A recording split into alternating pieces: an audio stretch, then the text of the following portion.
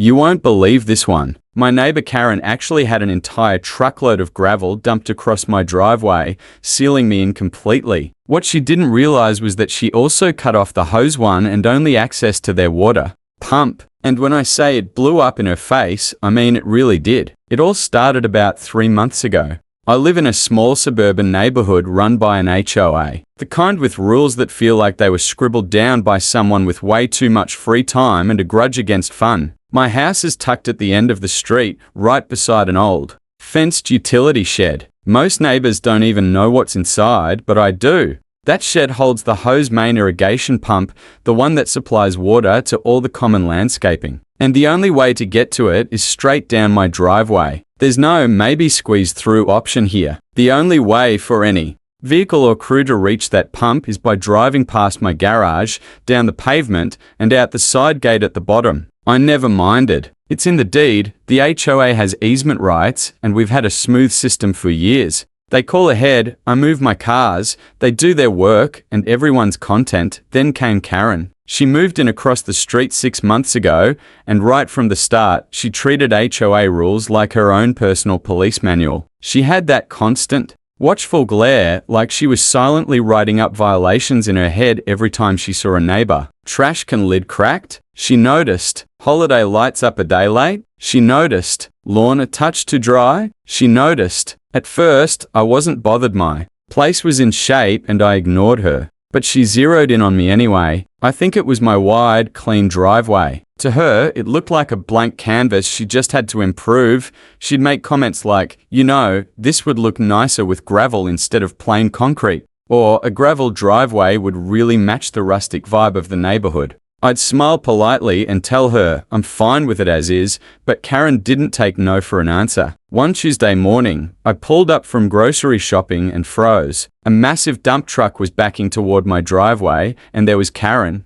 waving her arms, guiding the driver in. I rolled my window down and asked what she was doing. With a fake cheerful tone, she said, I noticed you've been too busy to fix your driveway, so I ordered some gravel for you. My treat. I couldn't believe it. She ordered gravel for my driveway. She beamed like she'd done me some huge favor. Yep, it'll look so much better. No charge. I told her to stop immediately, that I didn't want it, and it wasn't her call to make. But she turned right back to the driver and said, go ahead, dump it there. Before I could react, the truck tilted, and with a roar, tons of gravel poured out, burying the entire driveway from the street to my garage. I couldn't drive in. I couldn't drive out. I was boxed in. I was furious, but then it hit me. That pile didn't just trap me, it completely blocked the hose-only access to their water pump. And sure enough, 2 days later, the HOA maintenance team rolled up for their scheduled service. One worker walked up, saw the pile, and just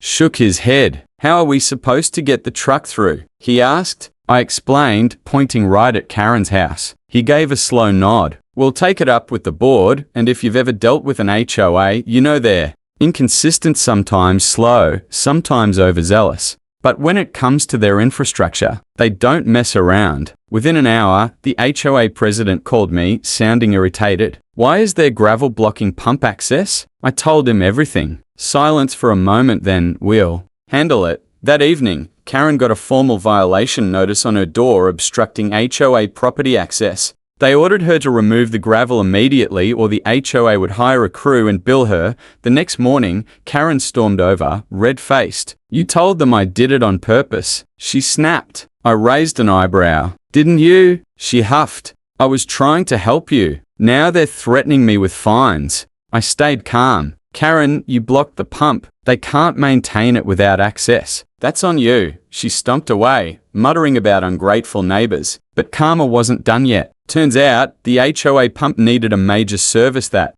very weak big truck, replacement parts, the works. Without access, they couldn't do it. And without repairs, the irrigation system for the entire neighborhood would fail. By day 3, lawns across the community were turning brown. Flowers were wilting. Neighbors started asking questions. The HOA sent an urgent email saying maintenance was delayed due to an obstruction caused by a resident. And word spread fast. that the resident was Karen. Now, this neighborhood takes appearances seriously. People drop thousands each year keeping yards perfect. So when they found out one woman was risking all that, they were furious. Neighbors confronted her in the street. I heard one guy yell, "My azaleas are dying because of you." Another shouted, "You can't just block the pump, Karen." The pressure must have been brutal, because by the next afternoon, a crew was out there shoveling away every bit of gravel, and yes, it was Karen's crew. She stood there supervising, looking like she'd just swallowed vinegar. Once the gravel was gone, the HOA crew wasted no time. They drove in, fixed the pump, and had irrigation flowing again within hours. Disaster avoided, but the HOA wasn't finished. They held a special meeting and decided Karen's stunt not only broke multiple rules but put community property at risk. They fined her the maximum allowed and put her on probation, meaning if she left her trash can out too long, she'd get hit again. From then on, Karen kept her distance. No more helpful suggestions, no more surprise deliveries. She still shoots dirty looks, but I think she learned an expensive lesson in minding her business. The cherry on top? A week later, the HOA president stopped by to thank me for being patient and even hinted they might pave a new pull-off area at HOA expense for easier access. So in the end, Karen's little scheme didn't just fail, it actually worked in my favor. The moral? Sometimes you don't have to lift a finger to deal with a meddling neighbor. Just let them bury themselves, or in this case, dump their own mess. Thanks for sticking around. If you enjoyed this story, hit that like button. Subscribe for more and tell me in the comments, what's the most ridiculous thing your neighbor has ever done?